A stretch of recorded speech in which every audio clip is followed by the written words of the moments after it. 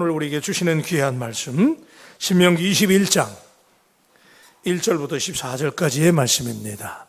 내 하나님 여호와께서 내게 줘 차지하 계신 땅에서 피살된 시체가 들에 엎드러진 것을 발견하고 그 쳐 죽인 자가 누구인지 알지 못하거든.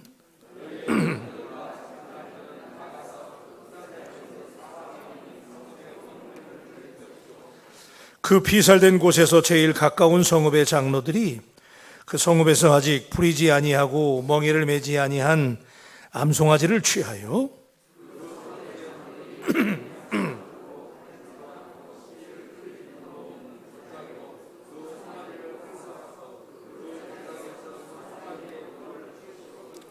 레위 자손 제사장들도 그리로 갈지니 그들은 내 하나님 여호와께서 택하사 자기를 섬기게 하시며 또 여호와 이름으로 축복하게 하신지라 모든 소송과 모든 투쟁이 그들의 말대로 판결될 것이니라.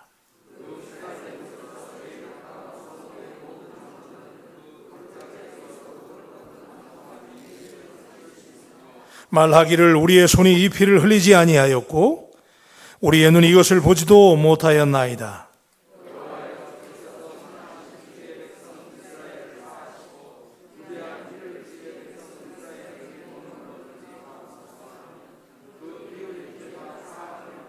너는 이와 같이 여호와께서 보시기에 정직한 일을 행하여 무죄한 자의 피 흘린 죄를 너희 중에서 제할지니라.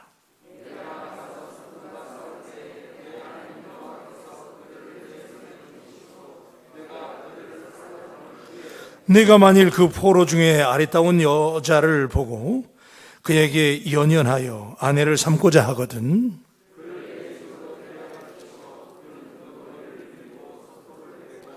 또 포로의 의복을 벗고 내 집에 살며 그 부모를 위하여 한 달 동안 애곡한 후에 내가 그에게로 들어가서 그의 남편이 되고 그는 내 아내가 될 것이요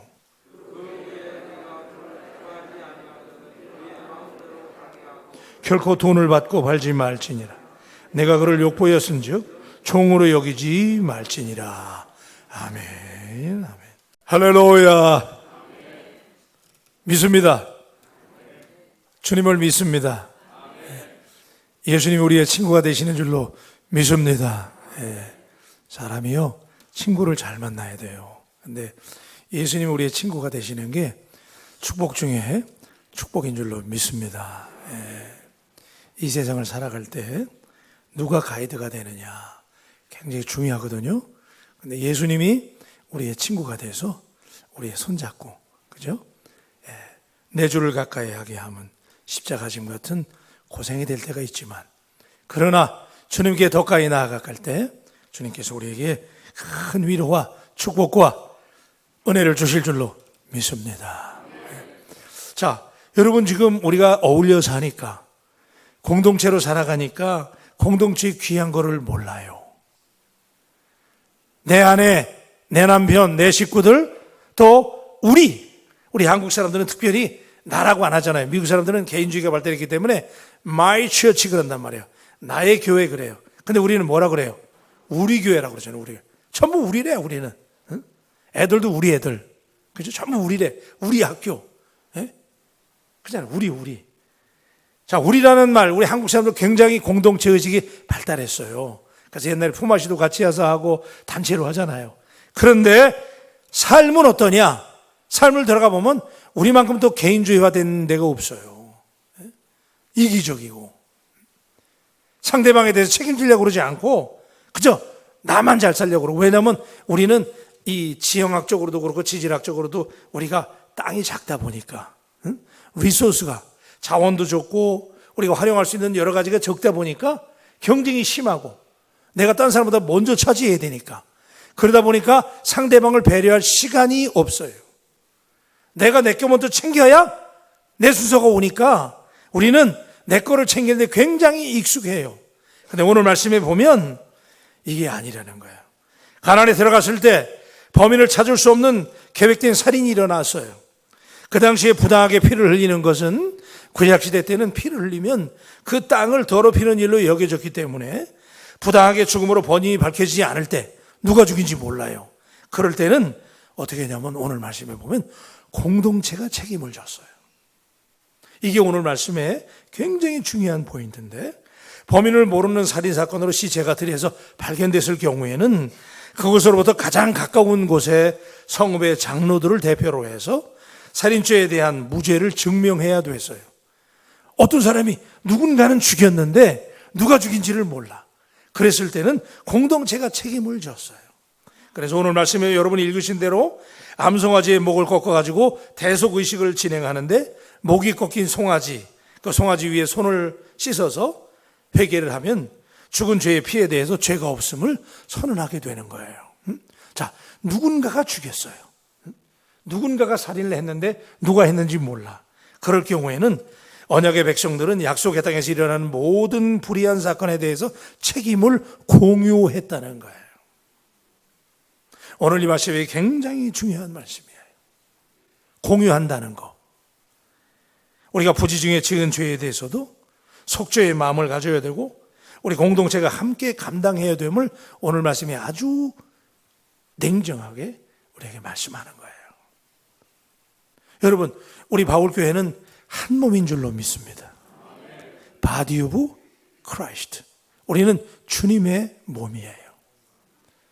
마치 우리 몸에서 어느 한 부분이 아프면 전체 몸이 그 아픈 부분 하나 때문에 전체의 몸이 책임을 져야 돼요. 간이 손상됐다? 그러면 온 몸이 그 간 때문에 영향을 받는 거예요. 발가락에 그 10개 발가락 중에 발가락 하나만 아파도 온 몸이 다 그것 때문에 책임지는 거예요.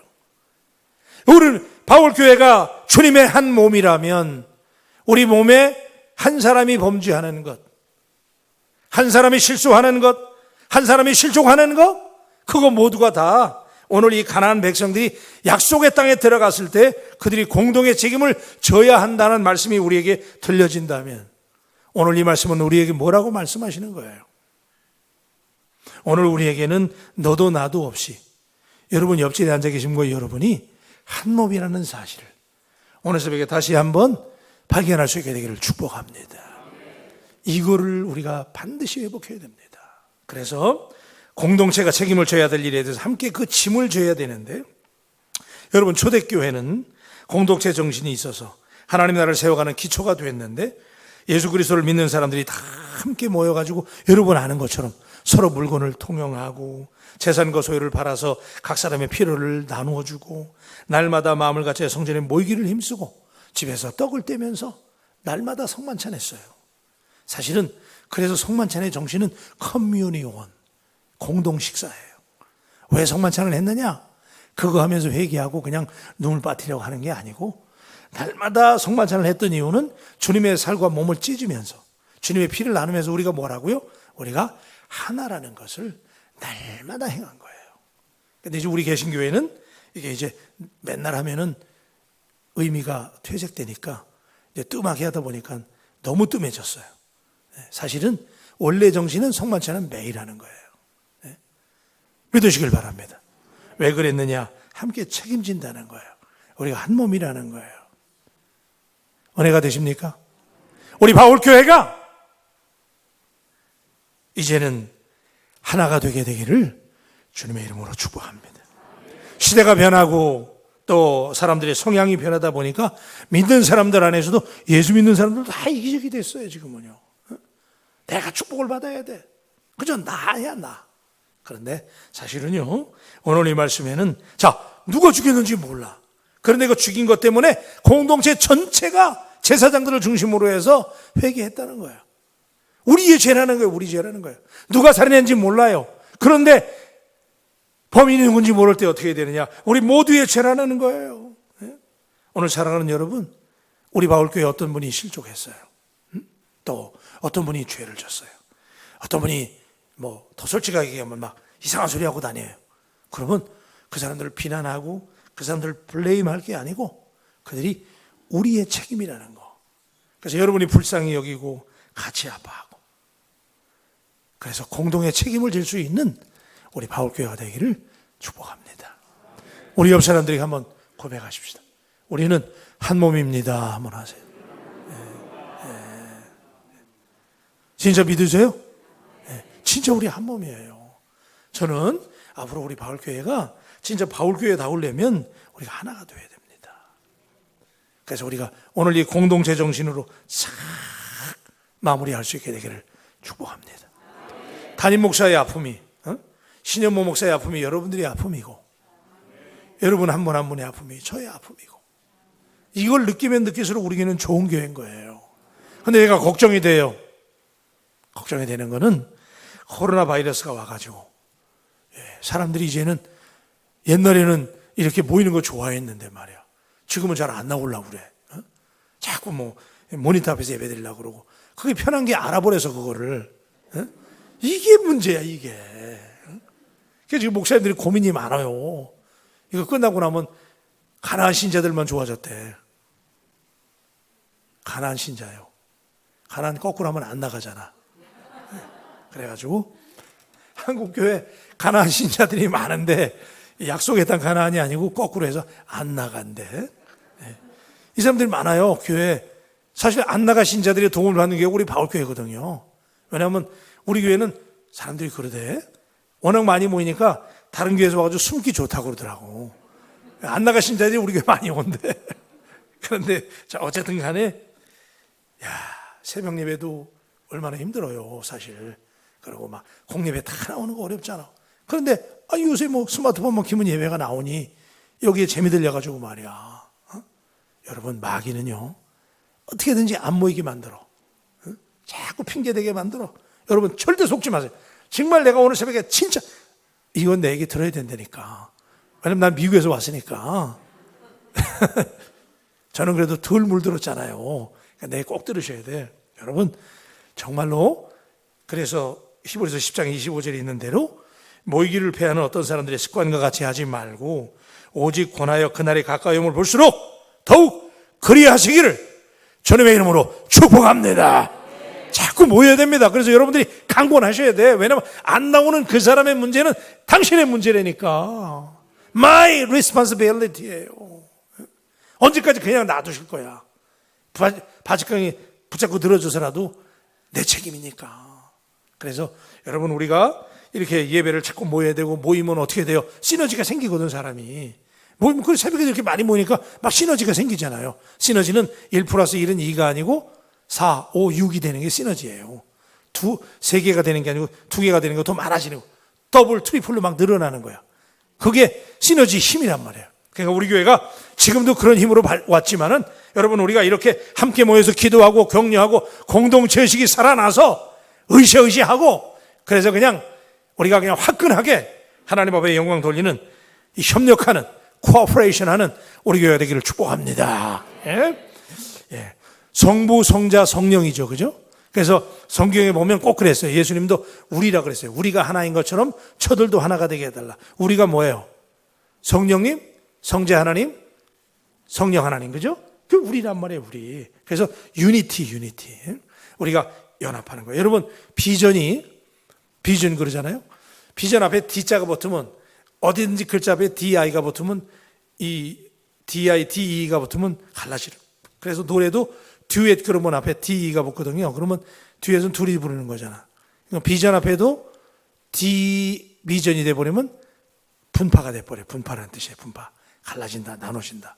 그러니까 교회가 비전이 갈라지고 뜻이 나눠지면 안 돼요. 그래서 우리 교회는 여러분 공동체라는 거, 그죠? 그래서 오늘 살인죄가 발생했을 때 공동체가 책임을 진 것처럼, 아유, 그 사람 그렇게 속색이더니 그냥 그래 버렸디야.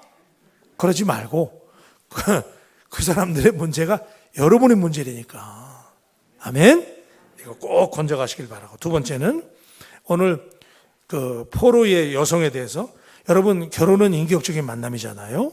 그런데 고대 근동에서 또 뭐 지금까지 인류 역사가 그래왔지만은, 결혼할 때 옛날에는 남자들이 인격 대 인격으로 한 인격 대 한 인격이 만나는 게 아니고, 옛날에는 결혼이 한 남자가 여인을 포세션하는 걸로, 소유하는 걸로 생각했어요. 그래서 여자들이 재산 목록에 들어갔어요. 그래서 얼마나 여자를 많이 거느리느냐가 그 당시 부의 상징이었고 권력의 상징이었어요. 그래서 성경에도 일부 다처, 그죠? 처가 많아요. 근데 난 그 사람들 어떻게 그렇게 많은 여자를 감당했는지 참 보면 참 대단하다고 생각해요. 참, 그죠? 참 대단해. 그런데 여러분, 오늘 말씀에 보면 포르기에서 사랑하는 아내를 삼겠다고 마음에 드는 그런 여자, 그랬을 때 여인을 삼는 데조차도 그 여인의 인권을 존중하고 아내로 삼아야 된다라는 말씀을 주시고 있는 거예요. 오늘 새벽에 이 말씀이 왜 중요하냐면 11절 말씀 보세요. 11절. 자, 다 같이 읽어요. 시작.